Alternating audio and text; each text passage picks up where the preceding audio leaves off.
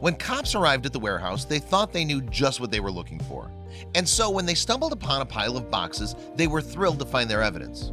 But when they peered inside the packages, what they saw broke their hearts. In May 2017, the West Kalimantan Police Department caught wind of a worrying social media scheme. The detectives found that people were using the internet to trade goods, and what they were selling was completely illegal.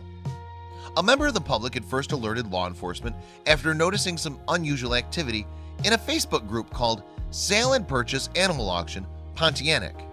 From there, intelligence teams began to monitor the perpetrators, and they'd soon collated a whole pile of incriminating evidence. Authorities were so concerned about what they'd learned that they decided to track the suspects down, and eventually their investigations led them to two protagonists. So they raided their premises in West Kalimantan, Indonesia.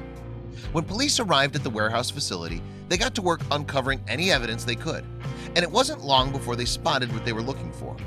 There in the storage unit, they found a number of different sized boxes, each containing the criminals' lucrative haul.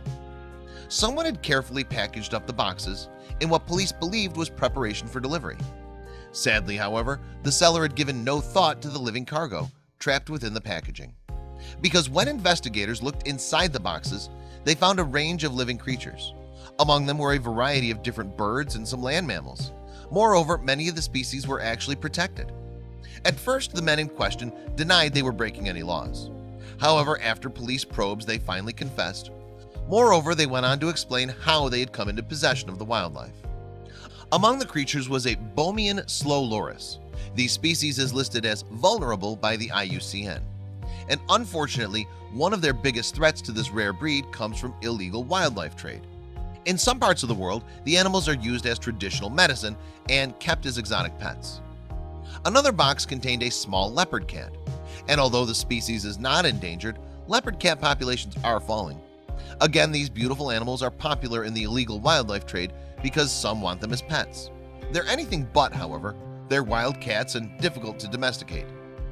The other boxes contained a Javan hawk eagle, a Wallace's hawk eagle, and a crested hawk eagle. All three species are currently facing threats to their existence. However, the Javan hawk eagle is so rare that it's classified as endangered. Unfortunately, authorities' efforts came too late to save two crested hawk eagles. Moreover, one of the fatalities was just a tiny chick. It was possibly still too young to survive without its mother, Liz Key from International Animal Rescue told the dodo. Or it could have simply been from stress or from a lack of proper food and care once it had been captured. The other fatality was an adult bird, but sadly all police found of that animal were 31 feathers. When asked where the feathers had come from, one suspect admitted that they had slaughtered the bird. According to Key, it's a miracle that more of the animals didn't succumb to their cruel living conditions. All of them showed physical signs of stress. In fact, some were simply hanging on to life by a thread. These are sentient creatures who are susceptible to fear and pain, Key told the dodo. It must have been traumatic for them to be snatched up from their natural environment and forced into a completely alien one, shut up in small dark boxes with no light and very little air and surrounded by unfamiliar sounds and smells. I don't know for sure whether the animals have been given food and water, she continued. Our experience with confiscations of slow lorises is that the animal's welfare isn't generally too high on the dealer's list of priorities. The majority of the animals are now residing at the Natural Resources Conservation (BKSDA). The slow loris, meanwhile, is in a special sanctuary operated by International Animal Rescue. Staff there hope to make a good recovery and eventually be able to return to the wild. He stands a good chance of release if his teeth are intact and he hasn't been kept captive for very long, he explained. He's in good hands now, and IAR's veterinary team will be giving him appropriate treatment and care. It later emerged that authorities had charged the perpetrators under Indonesian conservation law.